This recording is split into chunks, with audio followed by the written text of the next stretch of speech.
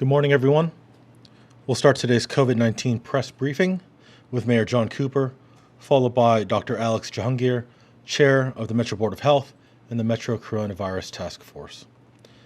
This morning, we are also joined by Dr. Edmund Jackson, Chief Data Officer at HCA Healthcare, and Dr. John Graves, Associate Professor of Health Policy at Vanderbilt University School of Medicine. Director Chief William Swan of the Office of Emergency Management and Nashville Fire Department, Chief Steve Anderson of the Metro Nashville Police Department, and Dr. Michael Caldwell, Director of the Metro Public Health Department, are with us to help answer your questions. We will now begin with Mayor John Cooper.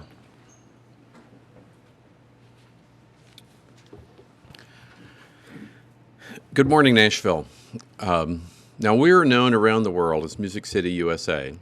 Nashville is also lucky to be a healthcare industry capital. And in fact, more than 500 healthcare companies have operations in Nashville. Now, two of our major healthcare partners providing care to thousands of Nashvillians and fighting COVID are HCA Healthcare and Vanderbilt. And these two companies have modeled the path of the virus and are here today to talk about their findings. Now, I'm glad to welcome Dr. Edmund Jackson, HCA's Chief Data Officer, who's joining us remotely to discuss HCA's COVID-19 model and what it might tell us about how our efforts to flatten the curve are working in Davidson County. I'd also like to welcome Dr. John Graves, Associate Professor of Health Policy at Vanderbilt University School of Medicine, who is joining us remotely as well to discuss Vanderbilt's COVID-19 model. Now, I'm grateful to both Dr. Jackson and Dr. Graves for lending us their expertise this morning to inform us of our progress in flattening the curve of the coronavirus in Nashville and Davidson County.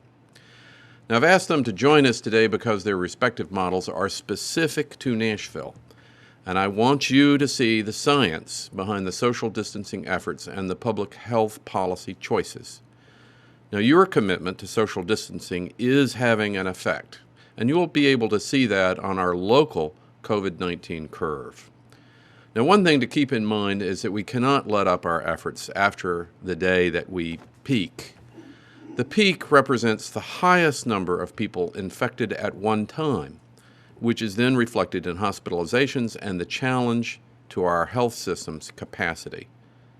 But the peak is not the end. Now, we have been acting to lower the number of cases at our peak and limit the duration of the COVID-19 outbreak in Davidson County. Now, our efforts are working, and that's precisely why we should stay the course. That means continuing to stay at home and practice social distancing. Now, yesterday, the Tennessee Department of Health informed us that the vendor it uses to collect COVID-19 data had a computer failure that impacts all local health departments statewide, and as a result, we are unable to report new confirmed cases until the Tennessee Department of Health finds and fixes that problem. And we will provide an update as soon as this issue is resolved, but in the meantime, the Metro Public Health Department is making all available efforts to gather all the COVID-19 patient data it can from our local health care partners, and Dr. Jahangir will share the locally collected data. Now, to my fellow Nashvillians, I know that we are facing an incredibly challenging time, and we have for many weeks now.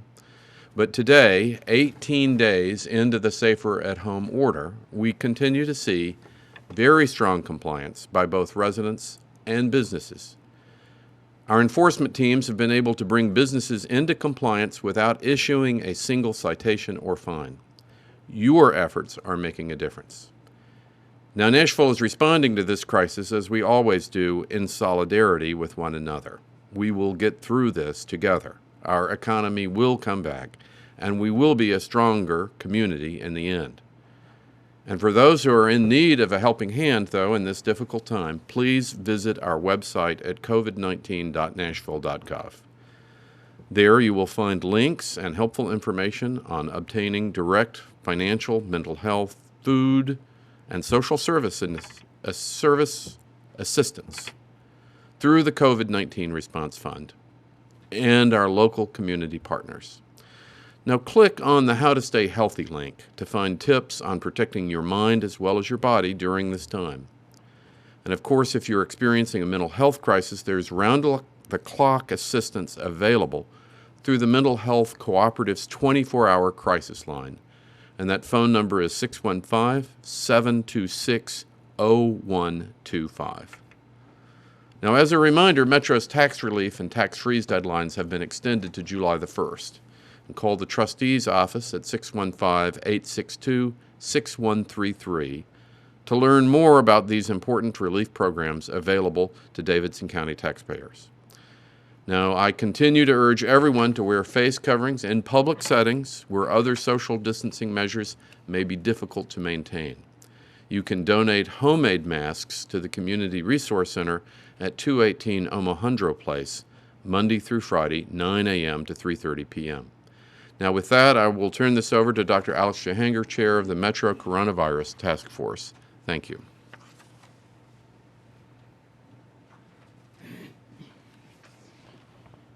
Thank you, Mayor Cooper, and good morning, Nashville. As the mayor just said, yesterday the Tennessee Department of Health informed us that the vendor they used to collect the COVID-19 data had a computer failure. And so while this information is not available from the state, the team of the Metro Health Department has been working tirelessly this morning to compile information, and I'm happy to report, as the mayor was speaking, I was just handed some information I'd like to share with our community. We had one additional death reported yesterday, bringing the total death to 13. I express my deepest sympathies to this gentleman's friends and family. We have a total of 1,231 COVID-19 cases in Davidson County, and that's an increase of 91 from what we reported yesterday. And based on my conversations with hospitals this morning, we are showing 59 individuals currently hospitalized in Nashville, and that's an increase of approximately 7 from 2 days ago. Now, if we get more information formally from the state before tomorrow's press conference, we'll make sure to put out the updated information on our website, covid19.nashville.gov, as well as send a release to the media. Yesterday, the 3 community assessment centers were open at Nissan Stadium, the Old Kmart of Murfreesboro Road, as well as Meharry Medical College. 226 people were assessed yesterday, and 152 people were tested for the virus. Since last Monday, our assessment centers have screened over 1,500 individuals and have tested nearly 1,960 to be exact. They are open to all Nashville residents, and there's no cost, even if you need a test. The wait times continue to be under 10 minutes for the assessment and the test, and the results have been returning within 1 week. The assessment centers will be open again tomorrow from 9 a.m. to 3 p.m.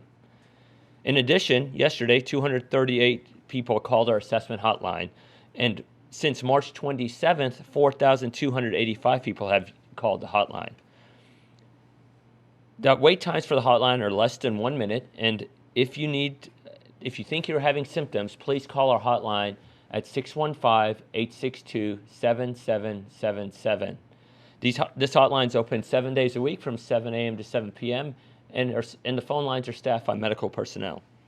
The hotline and the centers make up our community assessment system and increases our capacity as a city to assess and test our individuals here in Davidson County and ease the pressure off of our healthcare system. As the mayor said, we will have representatives from HCA and Vanderbilt here this morning to speak about the modeling and the progression of the virus in Nashville. While this modeling may give us encouraging news, we must remember that we are not yet at the peak of this virus. We are still in the upward part of the curve. It is important to remember the peak is the highest point at which people are infected at a single moment in time. From there, the number will start declining, but people are still infected.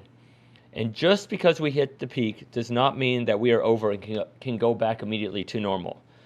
We will still need to stay at home after the peak, and as we see sustained decline in cases and as we broaden access to testing, we will begin easing up restrictions and starting to get back to what we knew before. We may be apart, but we must come together to combat the virus. That means we have to stay vigilant and we have to stay the course. Stay at home, go out if absolutely necessary, and plan ahead and make less frequent trips you need for essential items. I'm grateful to all of you for your perseverance and dedication. And with that, I'd like to introduce Dr. Edmund Jackson, Chief Data Officer for HCA Healthcare. Thank you. Thank you, Dr. Jahangir. As you can imagine, HCA Healthcare, we run 165 hospitals across the nation. The role of modeling has been absolutely critical in predicting, managing this crisis. And we've been using a couple of different models in order to do that. The first is a model created by Chris Murray and his team at the IHME. This is the model that you've seen in the news that Dr. Fauci, the White House, and many governors across the nation are using to predict the progression, peaking, and eventual decline of this pandemic. Now, that model is based on the experience in Wuhan, in Italy, and Spain, and often, in its most recent incarnations, is very deeply affected by the timing between social policy being put into place and the peak of the pandemic being reached. That's a really great model. The second model that we're using is internally developed. At HCA, we have a tremendous privilege of serving patients from Florida through to California. And so we've seen the progression of the pandemic in various different phases. And what we've seen in one place, we can learn from and apply in another. In particular, we saw early outbreak in California in the San Jose market, and we've been monitoring that very, very closely. Now, there's a very big difference between the case count of COVID and how that translates into the load on the hospital system. In particular, people in ICU, and beyond that, people requiring ventilators. That's the key thing that we need to manage.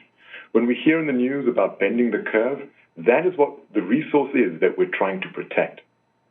So here's the good news. The pandemic that we were originally expecting, the curves that were originally being predicted have been brought down. The sensible policies, and more than that, the adherence to those policies by the citizens of Nashville and across the nation has brought that curve down to a point where we're actually able in Nashville right now to keep up with the pandemic. So here's the story. I'm not a clinician. I'm a doctor of data. And I can only tell you what the data says. And it says this: social distancing is working. We have this within our ability to manage so long as we continue to adhere to those policies. So from our frontline workers, from the rest of Nashville, thank you for doing so. Please continue to do so, and together we'll overcome this. Thank you, Dr. Jahangir.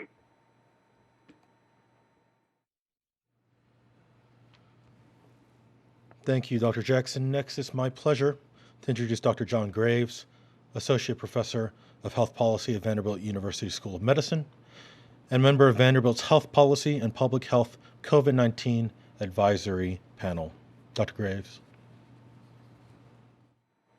Thank you. I'd like to share some slides on my screen if I can get control here.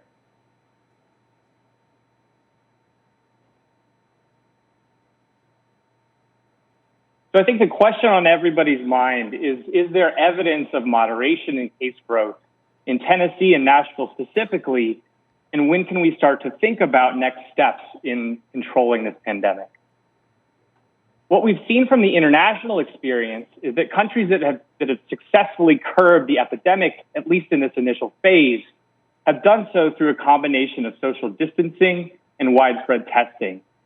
What I'm showing you here is what we're calling our ejection plots. And these are plotting the case series data a little bit differently than you might be used to. This line is tracing out a trajectory over time for South Korea. And what you can see is the initial phase of the epidemic, case growth, daily case growth, grows at an exponential rate. And then the effects of social distancing and other policies set in, and all of a sudden, the country ejects off of that initial trajectory. So the question is, what are we seeing in Tennessee? What the actual data as of yesterday afternoon show is that Tennessee followed a similar trajectory as almost every other geography across the world. And we're finally seeing, as a result of the social distancing now being practiced by many of our fellow Tennesseans, evidence of Tennessee at the statewide level starting to remove itself from that initial exponential trajectory. Now let's ask the question of what we see here in Metro Nashville. In fact, we see that a lot of the moderation in case growth across the state has been seen as well in Metro Nashville, even to a somewhat greater extent. So this is really good news, demonstrating proof of concept that the social distancing practiced by our citizens is having an impact and reducing our case growth to levels that would not be predicted by an exponential growth model, at least as we were experiencing it even 2 or 3 weeks ago. Now, what I'll say here is that South Korea is a nation of 50 million people, 52 million people.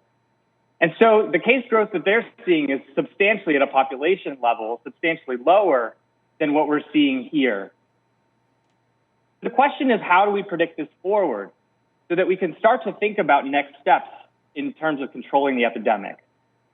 Over the last several weeks, a team at Vanderbilt of epidemiologists, health economists, health services researchers, and clinicians has been developing a model that's very unique to Tennessee. It's calibrated with actual Tennessee data, and it learns as the situation in Tennessee changes. And so we're able to use that model to predict Tennessee's specific needs moving forward.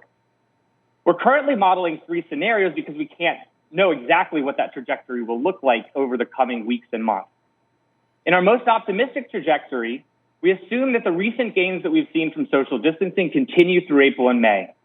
In that case, the model is predicting an epidemic peak, at least of this initial phase, in early to mid-May, with 2,000 to 3,000 COVID patients hospitalized statewide at peak, compared to the roughly 500 that are hospitalized according to the state today. Under a slightly less optimistic scenario, we're assuming that the progress that we've achieved so far maintains throughout May. In this case, the initial wave of the epidemic peaks in June, and our hospital system may be stressed to capacity. In a third scenario, we project forward where we lift social distancing prematurely without widespread testing and contact tracing in place. In this scenario, the epidemic overwhelms hospital capacity by mid-May. You can see here that there are a lot of unknowns and a lot of different trajectories that the state and Nashville can take. What's critical that we take away from this modeling work is that the importance of social distancing continue until we reach a sustained drop in cases, as we've seen, for example, in South Korea. At that time, we have to think about this like a multi-stage relay race, where social distancing can begin to pass off to the next leg of the relay. And that means reliable and speedy testing and contact tracing. Absent that, we risk having an epidemic surge out of control once again. Thank you.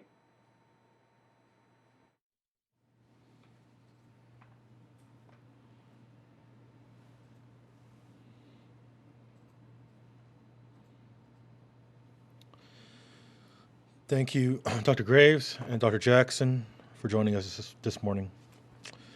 We will now start the Q&A portion of today's briefing. I will announce your name from the podium, and you may proceed by asking your question over the air. We'll start with Stephen Elliott. Stephen? Hi, thank you. I was wondering if the representatives from HCA and Vanderbilt could answer whether they think we're testing enough right now to inform their models. Dr. Graves.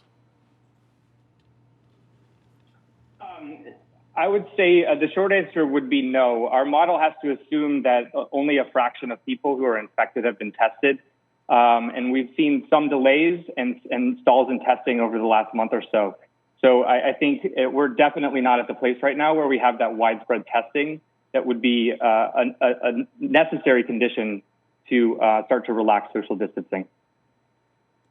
Dr. Jackson? Yes, I'd agree with Dr. Graves on that. The testing is critical in order for us to understand when it's safe to relax some of the social distancing and be able to detect an outbreak fast enough to be able to control this moving forward. So more testing is good. Thank you. Tosin Fakile, News 4. Good morning. Thank you so much for bringing this information to us. So based on all the data that's come out now, I guess this is a question for either the mayor or Dr. Jahanger. Does this mean this safer at home order will still be in place for a long time to come? So end of April, maybe beginning of May? And if so, do you think this economy can survive that? Like, people are already suffering enough, businesses are suffering. I guess, what's the next step based on all this information we've been given? Dr. Jahangir. Thank you. As you know, April 24th is when the current safer at home order is set to expire for the city of Nashville. What's important for us is that you all know the things that we know, and that's part of the reason Dr. Graves and Jackson are here today. We'll continue to evaluate this as that date gets closer, but what we don't want to do is is prematurely release some of the tactics that have helped keep this fire down. Again, I use the analogy, this is like a wildfire. We're getting the fire under control, and you need to make sure you have the ability to surveil for brush fires that happen that you can squash quickly so it doesn't get back to the point of where it is now. I hear what you're saying about the impact on the economy, and we're looking at that as well, but we need to make sure that the science drives what we do. Thank you.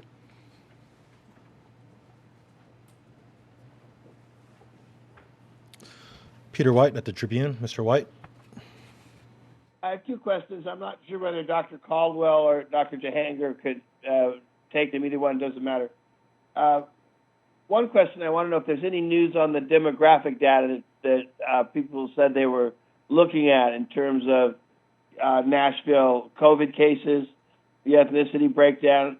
And my second question is has to do with the actual disease and the deaths in terms of the counting. Are we, and then actually I have a third question about the virus. That one actually is easy. If the host dies, does the virus die? That's one question. And then in terms of the undercounting, I'm concerned that we're only counting people that have been tested for COVID, and if they test positive and then die, then they're counted. But what about people who die at home that were never tested? Do we have an estimate of those numbers? Thank you. Thank you, Mr. White. Dr. Jahangir. That's right. Thank you. Regarding an update on the demographic information, no, I don't have an update for you right now. We're working tirelessly on that, and I promise you as soon as I have it, you will have it. Regarding the question of any virus, I mean, any virus lives inside of an organism, whether it's a human or an animal. When that organism no longer is alive, the virus typically will die at a certain point. So that's just generality of virus virology. And then the third question regarding deaths reported, we rely on what the medical examiner and the physician who calls the time of death or reports the death. Whatever the diagnosis is that is reported on the death certificate is how we determine if a death is COVID related or not. So those are my answers. Thank you.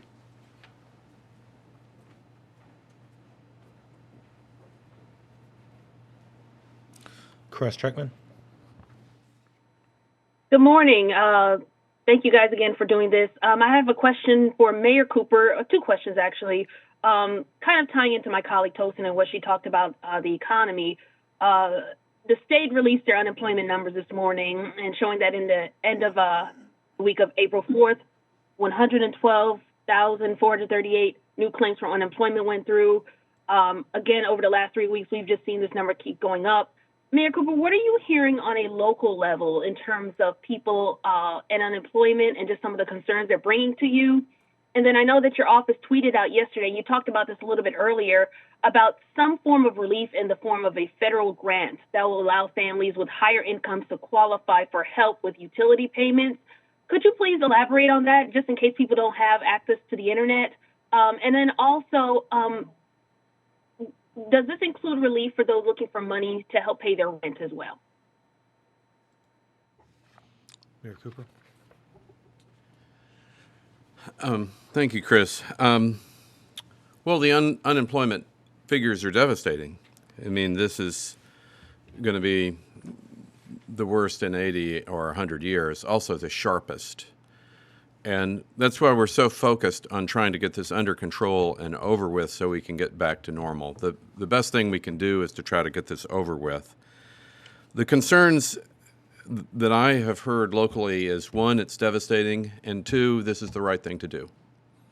That employers want to protect their customers and their staff, and the only way to do it is just to get it over with and get the disease under control. Now, in terms of federal grants, I would encourage your audience to begin to do things like go to Hub Nashville on the web and begin to be linked up with this very robust set of federal grants and programs that hopefully can alleviate some of the stress that people are having. Now, locally, because of the tornado, in terms of utility payments and assistance on utility payments, those programs are in place and working. In terms of unemployment insurance, those claims are being processed by the state as quickly as possible. But there are going to be other programs, particularly small business needs to be aware to contact their banks or go through Hub Nashville to be referred to get some federal assistance, which again, a $2 trillion bill was passed within the last 10 days. It's not completely understood how people can get direct help on that, but let's start. And so the first thing to do is go to Hub Nashville and get directed into an area of federal response that may be very helpful to you and your family.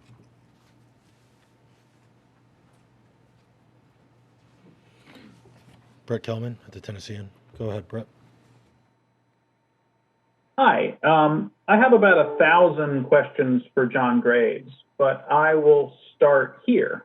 Under the status quo track in your modeling, can you tell us about the estimated statewide peak, hospitalization numbers, and projected deaths?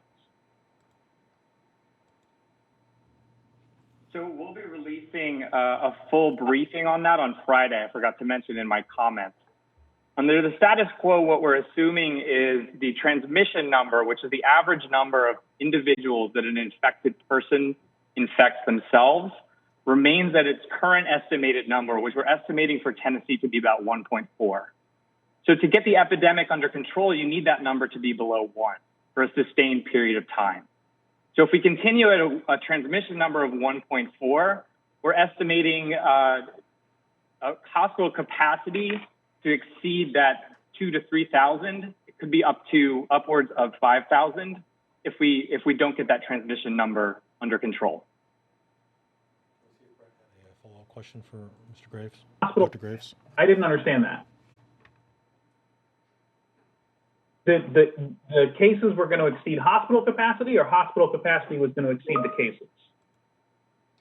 Well, the hospital capacity numbers is changing every day with the surge capacity that's putting through. So what our model is doing is projecting a total number of occupied beds in the state.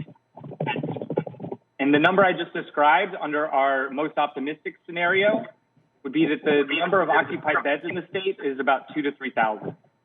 If we don't continue on the trend line that we've seen recently and stall out at about 1.4 for that transmission number, then the number of occupied beds in the state would get closer to 5,000. Now, if you look at the University of Washington model, they use a capacity threshold of about 7,800 beds total across the state.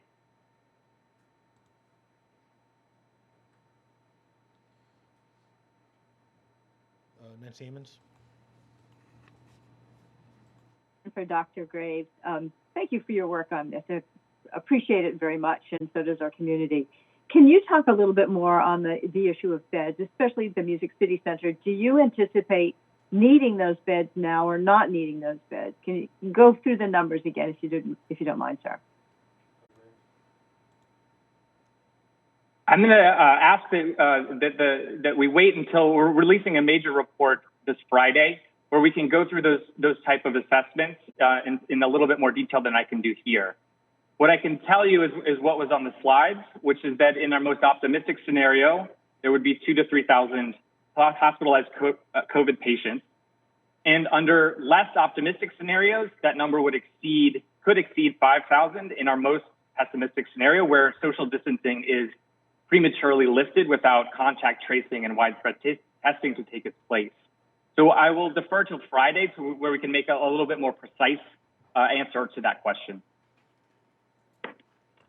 And our last question comes from Nayeli Alamia with 96.7 FM. Hi, good morning. My question is, I have a couple of questions. When someone has been tested positive and do their quarantine at home for 14 days, what is the process afterwards? Are they being tested once again, even though we are in low of supply for testing? That's one of my questions. Another question that I have is that some women who are pregnant are wondering, like, when they give birth, is the child also birthed with, or do they also have COVID-19? Are they tested twice, and then what pregnant women? Thank you. Good hearing from you today.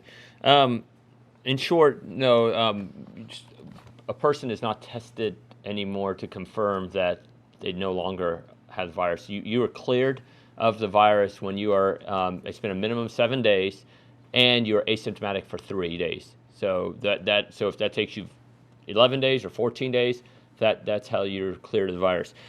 Regarding the transmission of a mother to a child, to my knowledge, that's not happening. Now, as we've reported previously, there's some 1-month-olds and 2-month-olds that tested positive. So a mother, once the child has been delivered, and the child can get sick just like any other virus that the mother or any family member can transmit to the child. But to the best of my knowledge, I've not read about or heard of maternal to fetal transmission intra-utero. Thank you.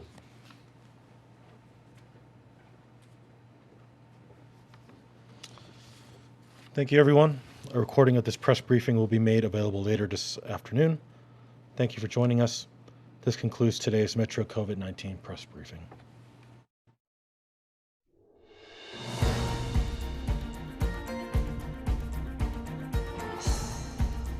This has been a service of the Metro Nashville Network. If you would like to see this presentation again, or for more information about this and other programs, visit nashville.gov.